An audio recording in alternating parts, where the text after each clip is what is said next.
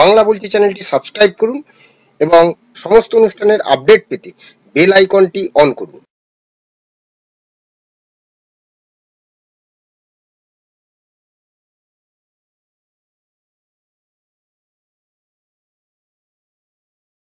নমস্কার, বাংলা বলছি চ্যানেলে আপনাদের স্বাগত। আমি বিপ্লব দাস বলছি। 2024 সালের নির্বাচনে সমস্ত যে এক্সিট পোল, সেই এক্সিট পোলকে নস্যাৎ করে দিয়ে আমরা যখন এই প্রতিবেদন করছি, দেখা যাচ্ছে প্রায় 297টি আসন হয়তো এনডিএ পাবে। এককভাবে বিজেপি 250 টপকাবে না। এবং অন্যদিকে ভালো রেজাল্ট করলো ইন্ডি জোট, তারাও প্রায় দেখা যাচ্ছে যে 243 বিজেপি, 93 প্রায় কংগ্রেস এবং 229টি অর্থাৎ 227 থেকে 29টি আসন পাবে ইন্ডিয়া জোট। তৃতীয়বারের জন্য প্রধানমন্ত্রী হওয়ার যে লক্ষ্য ছিল, সেই লক্ষ্য কতটা পূরণ হবে সেটা এখনো পর্যন্ত বলা যাচ্ছে না। তবে এই বাংলায়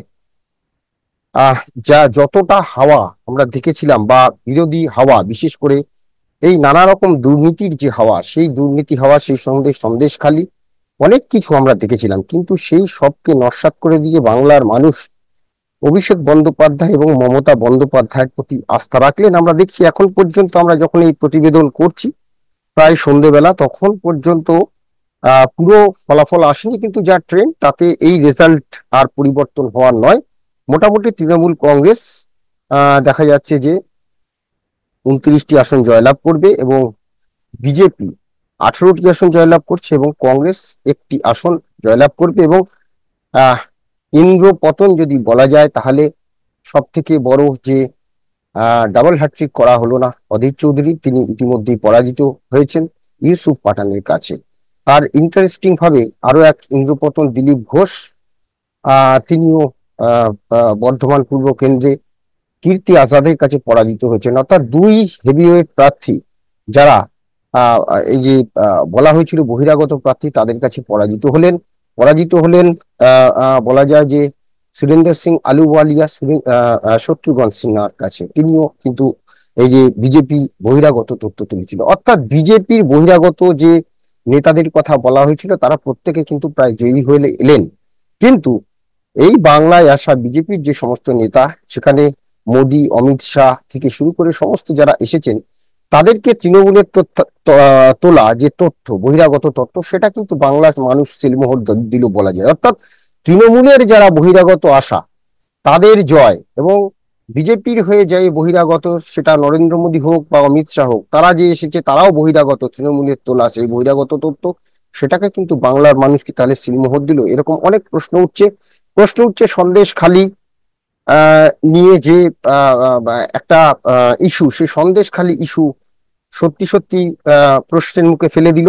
সঙ্গে রয়েছে বকেয়া, যে কেন্দ্রের যে বকেয়া ছিল 100 দিনের টাকা এবং আবাস যোজনার টাকা সেখানে, এবং সেই সঙ্গে লক্ষ্মীর ভান্ডার 500 থেকে 1000 টাকা করা এবং 1200 টাকা করা, এটাও কিন্তু একটা বড় ফ্যাক্টর, এবং মমতা বন্দ্যোপাধ্যায়ের সামাজিক প্রকল্প। অর্থাৎ এই বাংলায় বলা যায় দেশের ভোট নয়, বলা যায় যেন পশ্চিমবঙ্গের 2021 সালে যে বিধানসভা নির্বাচন, সেই লোকসভাতেও সেই যেন বিধানসভা ভোটের পুনরাবৃত্ত আমরা দেখলাম। তবে এখনো পর্যন্ত সমস্ত রেজাল্ট তো পুরো হয়নি, তাই কেন এই পরাজয়, কেন এই কিছু, তা বিশ্লেষণ হয়তো অনেক রকম ভাবেই করা যাবে। তো আজকে আমার যেটা আমরা যেটা আলোচনা করব, যে সত্যি সত্যি মানুষ তাহলে কি এই যে বিজেপিকে বাংলার দল বলে মনে করলো না, বা বিজেপি কি এখনো বাংলার দল হয়ে উঠলো না? আজকে আমরা এই বিষয়টা নিয়ে আলোচনা করব। আমি বিপ্লব, আমার সঙ্গে রয়েছেন অধ্যাপক ডক্টর রাজাগোপাল ধর চক্রবর্তী। রাজাদা, আপনাকে স্বাগত। রাজাদা, আমরা 2021 সালেও নির্বাচনের পরে তো অনেক অ্যানালিসিস করেছিলাম, আলোচনা করেছিলাম, কিন্তু কোথাও কি সেই 2021 সালের সেই রেজাল্ট আর এখনকার রেজাল্টের মধ্যে কোনো ফারাক তো আমরা দেখতে পাচ্ছি না। বাংলার মানুষ মমতা বন্দ্যোপাধ্যায়ের উপরে আস্থা রাখলেন, অভিষেক বন্দ্যোপাধ্যায়ের উপরে আস্থা রাখলেন। দুর্নীতিতে বিদ্ধ তৃণমূল কংগ্রেস মানুষের কাছে সেভাবে প্রভাব ফেললো না, কি বলবেন? যেটা মনে হয়েছে অত্যন্ত দুর্বল ছিল। নরেন্দ্র মোদীর মিটিং এ যেটুকুন খবর দেখা ইউটিউব মিডিয়াতে ইত্যাদিতে ব্যাপক ভিড় হয়েছে বলে আমাদের মনে হয়েছে। সেটা কতটা তৈরি করা সেটা তো যাচাই করার উপায় আমাদের ছিল। নরেন্দ্র মোদী বা অমিত শাহ এদের মিটিং এ ভিড় হয়েছে। দেখা যাচ্ছে যে অন্যদের মিটিং সংগঠন তারা কি বিকল্প সেটা কিন্তু বোধ হয় মানুষের কাছে। নরেন্দ্র মোদী ইত্যাদি যে বাংলার খুবই তাদের অল ইন্ডিয়া এবং ভাষার একটা সমস্যার নিঃসন্দেহ ছিল, যেটা যার ফলে নিতে পারেনি। এটা দুর্বলতা থাকার যে কোনো কারণে হোক সেটাকে ভাবতে হবে। একটা যে বামেদের উত্থান থেকে আমাদের অনেকেরই মনে হয়েছিল বাম কংগ্রেসের যে যৌথ প্রচেষ্টা, তাতে হয়তো সংখ্যালঘু ভোট তৃণমূল থেকে কিছুটা বামেদের দিকে সরবে, এটা অনেকেরই মনে হয়েছিল। এবং 4-5% যে ছড়িয়ে যাবে এটা খুব মানে আভাস মিলছিল। কিন্তু সেটা একেবারেই ঘটেনি বলে আপাতত যেটুকু পাওয়া যাচ্ছে। এবং যে সমস্ত তথ্য যারা করেছে, যারা সমীক্ষা করেছে, তারাও যে আমাদেরকে জানাচ্ছিল পাবলিক এতে যে সরেছে, মানে সংখ্যা তারা নাকি তৃণমূল থেকে সরেছে, কিন্তু দেখা যাচ্ছে সেগুলো ভোট একেবারেই ইন্ট্যাক্ট রয়ে গেছে, তারা শাসক। এটা এবং যেটা বিজেপি চেয়েছিল হিন্দু ভোটের কনসলিডেশন, সেটা নিয়ে তারা খুব মানে সংখ্যাগুলো তারা একত্রিত করতে পেরেছে, সেটাও মনে হচ্ছে সেটাও সম্ভব হয়নি। তৃণমূলের যে এখনো টোটাল শেয়ারটা এই জায়গাও তারা খুব একটা সফলতা।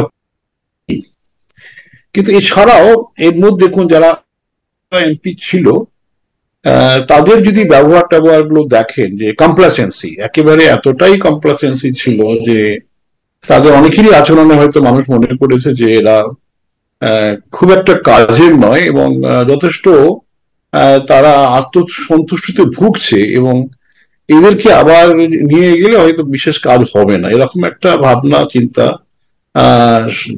সুযোগ ছিল। এটা কিন্তু দেখা গেছে যারা ইলেক্টেড হয়েছে, এখন তাদের অনেকেই ইলেক্টেড তো পারেননি, এটা তো পরিষ্কার। এবং তারা এসেছে, এবং নতুন যে সমস্ত লোকেদের নেওয়া হয়েছিল সেখানেও আমার মনে হয় যে বিজেপি সঠিক তাদের ভাবনা চিন্তা করেনি, তারা মানুষের কাছে সেভাবে পরিচিত ছিলেন না, এবং তারা কেন বিকল্প সেটাও বোধহয় তৈরি হয়। সংগঠন না করে হঠাৎ যদি দখল করার চেষ্টা হয় বা ক্ষমতা দখলের, সেটা সব সাকসেস আসে না, সেটা এখানে প্রমাণ করি।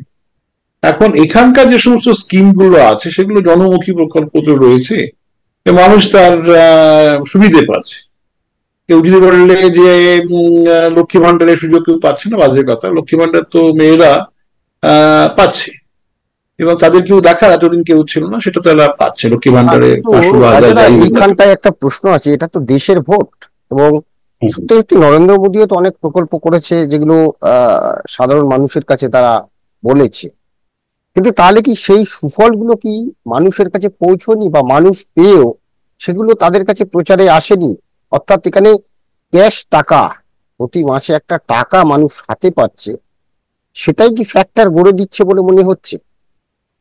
না, দেখুন, আমি সর্বভারতীয় ক্ষেত্রে তো দেখুন অনেক প্রকল্প রয়েছে, সেগুলো মানুষের সত্যিকারের জীবন পাল্টে যাওয়ার কথা, কিন্তু ঠিক সেভাবে হয়তো মানে প্রচারটা সেভাবে করতে পারেনি অন্য জায়গায়, বা বিজেপির প্রচারের মধ্যে অনেক কিছু হয়তো খামতি ছিল। মানে তারা হয়তো ভাবছে যে দেখুন প্রত্যেক রাজ্যেরই আলাদা আলাদা ভাবে দৃষ্টিভঙ্গি দিয়ে দেখতে হবে। ইউপিতে তারা মনে করছিল যে তারা মানে কাস্ট ফ্যাক্টরটাকে তারা হয়তো এলিমিনেট করতে পেরেছে, কাস্ট ভিত্তিক আর রাষ্ট্র ভাবনা থেকে কাস্টকে দূরে সরিয়ে রাখা হয়েছে, এরকমই তারা ভাবনা চিন্তা করছিল।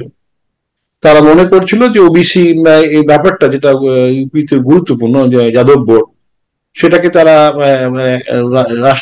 রাষ্ট্রবাদের মধ্যে মেলাতে পেরেছে, কিন্তু সেগুলো একেবারেই পারে। Caste is still a very important factor. এবং এসপির যে ভোট ব্যাংক সেটা সম্পূর্ণভাবে কাস্টের উপর ভিত্তি করে তৈরি, এবং তারা কাস্ট সেন্সাস ইত্যাদি করার কথা, যেটা বিহারে শুরু হয়েছে, তারাও এখন উত্তরপ্রদেশে নিয়ে যাবে, সেরকম একটা ভাবনা চিন্তা তো রয়েছে এখন। তাতে হয়তো যারা ওবিসি, যারা সম্প্রদায়ের নানান মানুষ, যারা নানান জায়গায়, তাদের মধ্যে একটা ভাবনা চিন্তা হয়তো তৈরি হয়েছে যে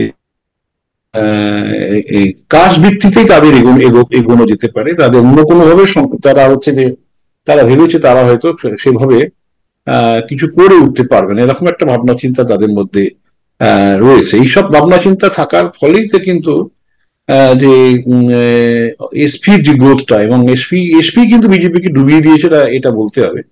সামান্য কিছু অগ্রগতি, উড়িষ্যা তারা জিতেছে, এটা তো ফ্যাক্ট। যে উড়িষ্যার মানুষ তাহলে কেন সেখানে বিজেপিকে গ্রহণ করলো, এটাও একটা চিন্তার ব্যাপার আছে।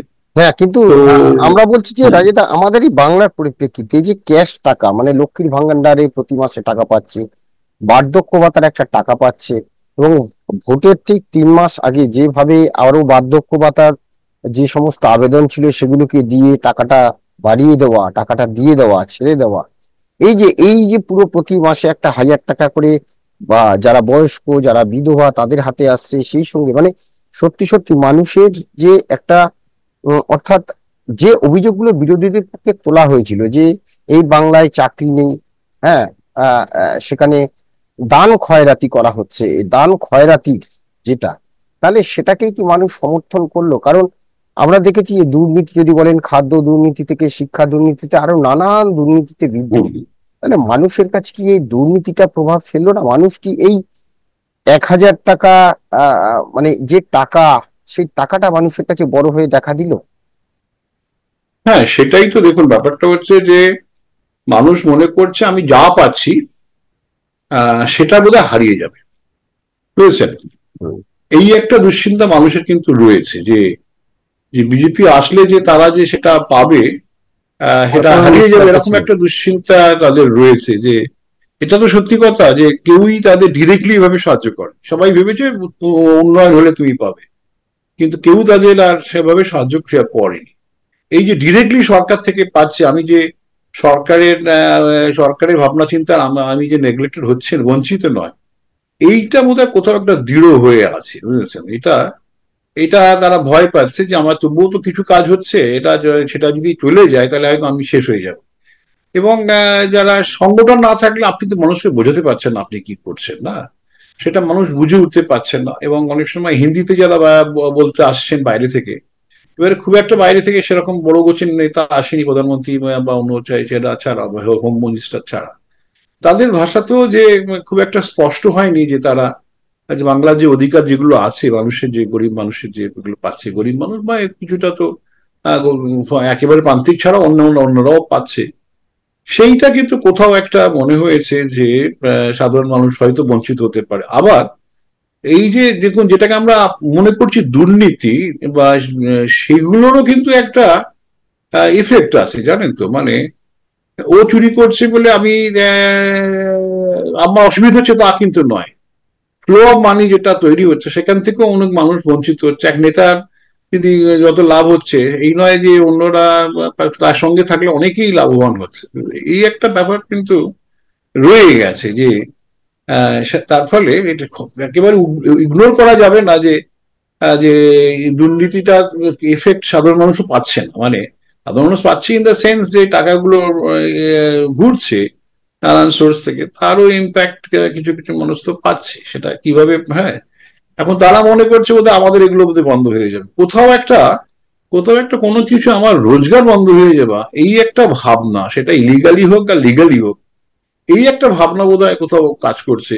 আর এই এই যে রোজগার বন্ধ হওয়ার ভাবনা, যেটা 100 দিনের কাজের ক্ষেত্রে যে টাকাটা আটকে দেওয়া হলো, আমরাও বলেছিলাম, আমরা এটা নিয়ে অনেক অনুষ্ঠান করেছি, অনেক প্রতিবেদন করেছি, তাতে আমাদের একটাই প্রশ্ন ছিল, ঠিক আছে দুর্নীতি হয়েছে, কারা দুর্নীতি করেছে তার বিরুদ্ধে তদন্ত করে ব্যবস্থা নেওয়া হোক, কিন্তু যারা প্রকৃত কাজ করেছে, হ্যাঁ, তারা কেন টাকা পাবে না? তাদের টাকাটা কেন আটকে দেওয়া হবে? বা যারা ধরুন আবাস যোজনা, যদি দুর্নীতি হয়ে থাকে নিশ্চয়ই তাদের বিরুদ্ধে ব্যবস্থা নেওয়া হোক, তদন্ত করে ব্যবস্থা নেওয়া হোক, সরকারের সেই ব্যবস্থা রয়েছে।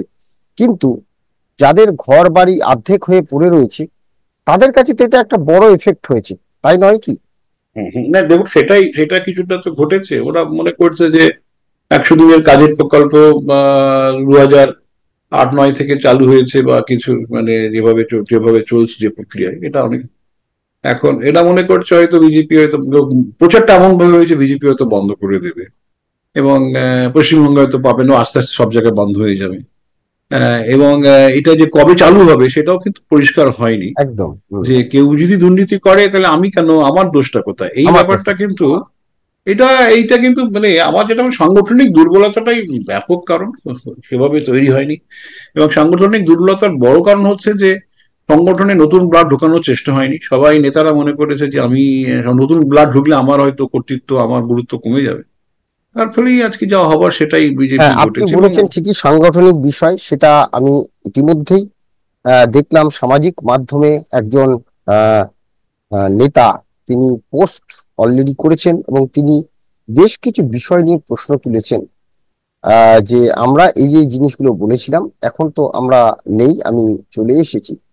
তো যাই হোক, এই সাংগঠনিক বিষয় সত্যি সত্যি যে সংগঠনের যে একটা বড় দুর্বলতা, পুরো জিনিসটা যে একটা ফুলিয়ে ফাঁপিয়ে দেখানো হয়েছে বিজেপির সংগঠন, সেটা আমরা যারা এই নির্বাচনের আগে গত 2 মাস ধরে বিভিন্ন জায়গায় ঘুরেছি, বিভিন্ন র্যালিতে গেছি, যে সমস্ত বিজেপির নেতারা র্যালি করেছেন বা তৃণমূলে র্যালি করেছে দেখেছি। কিন্তু সেখানে যেটা আমরা দেখেছিলাম যে সত্যি সত্যি যে বিজেপির সংগঠনে কিন্তু একটা বিরাট খামতি রয়ে গেছে, যেটা ফুলিয়ে ফাঁপিয়ে দেখানো হয়। প্রকৃত সেই আহ, মানে সংগঠন কিন্তু নেই। এটা নিয়ে হয়তো আমাদের আরো একদিন আলোচনা করতে হবে, কারণ এরপর তো বিশ্লেষণ হবেই, পরের পর বিশ্লেষণ হবেই।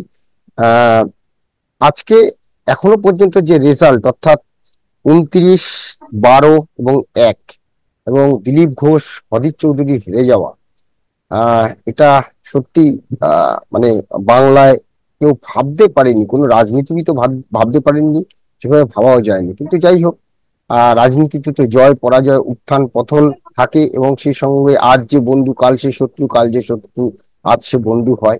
তো আগামী দিনে আমরা এই নিয়ে চলতে হবে, আরো বিশ্লেষণ আমরা করব। আপাতত আহ যে যে বিষয়গুলো উঠে এসেছিল সেগুলো নিয়ে বললাম, যে বঞ্চনা না বকেয়া বঞ্চনা, এটা যেমন একদিকে লক্ষ্মীর ভান্ডার সামাজিক প্রকল্প, সন্দেশখালী ইস্যুটাকে সেভাবে গুরুত্ব পেল না, এবং সব ছাপিয়ে বহিরাগত তত্ত্ব, অর্থাৎ যাদেরকে বিজেপি বহিরাগত বলেছিল তারা জিতে গেল এই বাংলায় এসে। অথচ বিজেপির হয়ে যারা এখানে প্রচার করতে এসেছে তারা যে বহিরাগত, সেই তথ্য কি বাঙালি নিল? এটাই এখন এক প্রশ্নের মুখে। আপাতত রাজাদা আপনাকে ধন্যবাদ। আমরাও আপনাদের এই আলোচনা, আমাদের এই আলোচনার আহ নির্যাস নিয়ে আপনারা আপনাদের মতামত আমাদের কমেন্টস বক্সে জানান। সবাই ভালো থাকবেন। নমস্কার।